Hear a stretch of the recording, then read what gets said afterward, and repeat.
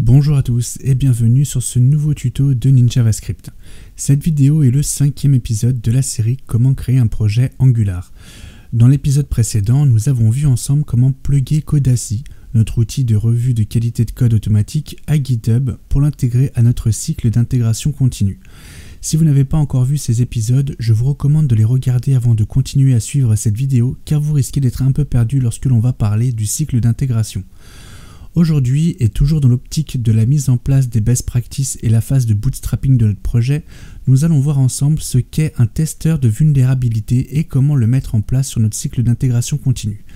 Allez, notre bootstrapping est bientôt terminé, on va bientôt pouvoir commencer à coder avec Angular. Faites-vous un petit café, installez-vous et on démarre tout de suite la mise en place des tests de vulnérabilité.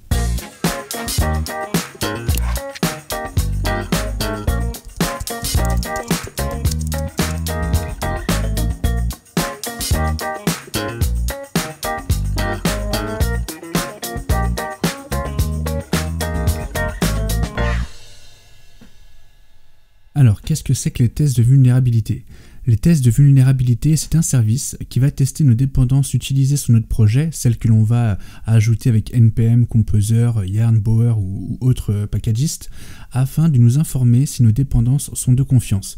Alors, qu'est-ce que ça veut dire exactement de confiance? Pour pouvoir dire qu'une dépendance tierce est de confiance, elle doit remplir quelques conditions, à savoir, si la version que l'on utilise sur notre dépendance est bien la dernière version, si la dépendance n'a pas été signalée comme ayant des failles de sécurité, si la dépendance est bien maintenue et qu'elle-même tient un jour sa propre dépendance.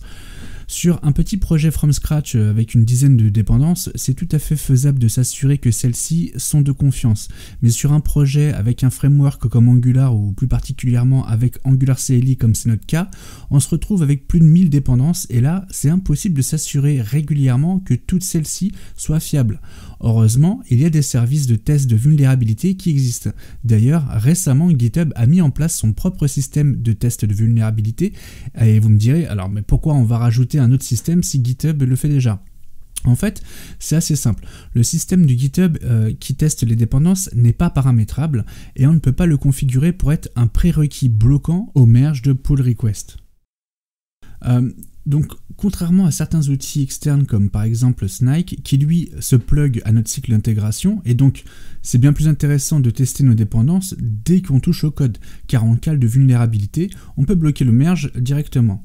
Ce qu'il y a d'intéressant avec un service de test de vulnérabilité comme ce Snike, c'est que depuis son interface SaaS, on peut générer des issues et des correctifs qui vont directement créer des commits sur notre dépôt GitHub. De plus, tout comme GitHub, on peut visualiser sur Snike toute l'arborescence de nos dépendances et leurs sous-dépendances.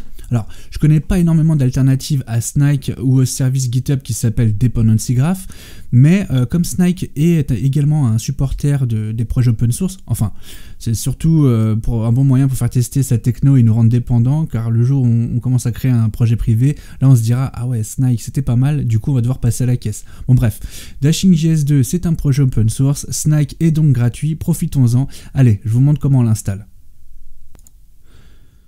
Donc pour installer Snike sur notre projet, on va commencer par ouvrir internet, on va aller sur snike.io, on se connecte avec notre compte, il me demande évidemment d'autoriser Snike à récupérer mes données publiques, donc ça concerne également ma liste de dépôts normalement. Ensuite on va ajouter un nouveau projet. Ah là il me demande la liste des repos, donc je vais dire hop, les repos publics, je l'autorise. Voilà, donc là on voit ma liste de dépôts publics. Celui qui est intéressant pour nous c'est Dashing.js2. Hop, voilà, on l'ajoute. Donc là, on voit qu'il a commencé à faire son test et il vient de terminer. Et là, on peut lui demander de faire des tests quotidiens sur notre projet. Donc, alors, qu'est-ce qu'il nous remonte? Il nous remonte 0 vulnérabilité. Et en plus, il nous donne le code pour ajouter le petit badge. Maintenant, vous avez l'habitude si vous avez suivi mes vidéos précédentes. Et c'est d'ailleurs ce qu'on va faire. On va rajouter le badge à notre projet. Donc, on va copier le markdown. Voilà, et ensuite, ce qu'on va faire, c'est qu'on va créer une branche ensemble et pour créer tout simplement le badge, hein, et on va voir quand on crée une pull request comment ça va se passer sur GitHub.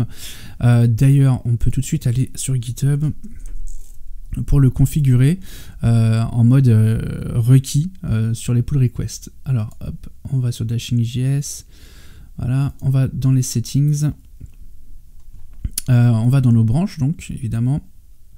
Donc on choisit notre branche, donc on va dire develop, on fait une branche protégée. Alors je l'avais désactivée parce que je faisais des tests sur d'autres vidéos qui vont arriver plus tard, et du coup j'avais besoin de désactiver la branche. Donc là on va juste les réactiver et remettre nos éléments ici. Alors tiens, c'est bizarre, je ne vois pas Snake apparaître, alors ça c'est plutôt étonnant. Alors pourquoi? On va regarder ça, on va sauvegarder déjà, hop. Et on va vérifier dans nos settings pourquoi Snake ne remonte pas.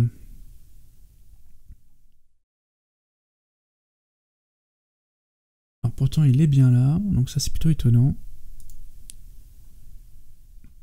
Il a accès à tout, bon, ça doit pas être bien méchant, je pense qu'il va remonter après, ça doit être un petit bug de GitHub, peut-être du cache ou quoi, donc ça va arriver plus tard. Bon, on va pas de panique. Alors du coup, on va créer notre branche et on va rajouter notre badge. Donc on va se mettre sur la branche develop. Donc on va créer une nouvelle branche à partir de develop. Donc cette branche s'appellera doc Snake, tout simplement. Voilà. Donc il nous fait un checkout directement dessus. Ce qu'on va faire, c'est qu'on va éditer le readme pour ajouter notre badge. On va copier le code du badge, au cas où si on ne l'avait pas dans le clipboard. Voilà. Donc là, on va créer notre message de commit. Alors comme je vous disais dans la vidéo précédente, là on n'est pas en local, donc on ne va pas avoir commitlint qui va se lancer pour vérifier que nos messages de commit respectent les conventions. Donc on va juste faire gaffe, promis la prochaine fois je vous dirai pas encore cette information là, mais c'est voilà, faut bien que vous compreniez que les messages de commit c'est important, il faut que ça soit bien écrit pour qu'on puisse avoir un historique de commit très propre et lisible pour que à la finale quand on lit les commits, ça nous raconte l'histoire du développement de notre application. Donc c'est de la documentation, on est sur l'épisode 6, on a rajouté Snake. Hop, et là, on a fait un ajout du badge de Snake, tout simplement. Donc, on crée le commit.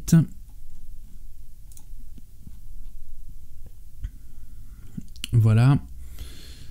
Et on voit donc que notre badge de vulnérabilité, il est là. Et d'ailleurs, si on clique dessus, on va aller directement sur le résultat de vulnérabilité de Snake.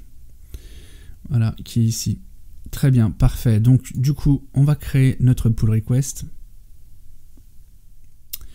Donc, nouvelle pull request. On va prendre notre base de référence qui sera develop. Notre branche doc Snake. On voit bien notre badge récemment ajouté. On crée notre pull request. Voilà, et là on voit Snake qui remonte l'information de notre confiance envers nos dépendances utilisées sur notre projet. Donc on va essayer maintenant de le configurer en requis, parce que on n'a pas réussi à le faire il y a quelques minutes. Alors on va aller ici, branche, la branche develop, on l'édite. Et là voilà, on voit Snake qui apparaît ici, on peut le sélectionner. Et on va en profiter pour checker Travis. On sauvegarde.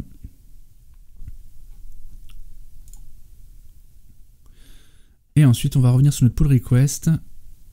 Et on va voir que Snake est en required. Voilà, impeccable.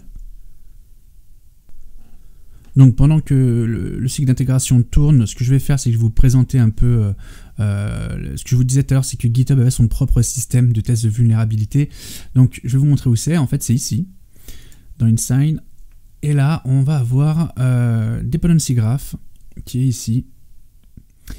Et là, on voit la liste de toutes les dépendances qui sont utilisées sur notre projet, ainsi que les sous-dépendances qui sont utilisées par nos dépendances. Donc ça va vraiment très très loin au niveau de l'arborescence. Et en fin de compte, si GitHub remonte qu'il y a une erreur sur nos dépendances parce qu'on utilise quelque chose qui est un petit peu obsolète ou qui n'est pas très fiable, il nous le remontera ici, on mettra une alerte en lui disant attention, faut modifier ça. Et sur Snike, du coup, c'est un peu la même chose. On peut voir nos dépendances qui sont ici. Voilà, alors c'est un peu moins sexy, je vous l'accorde, mais voilà, ça a au moins l'avantage d'être ici.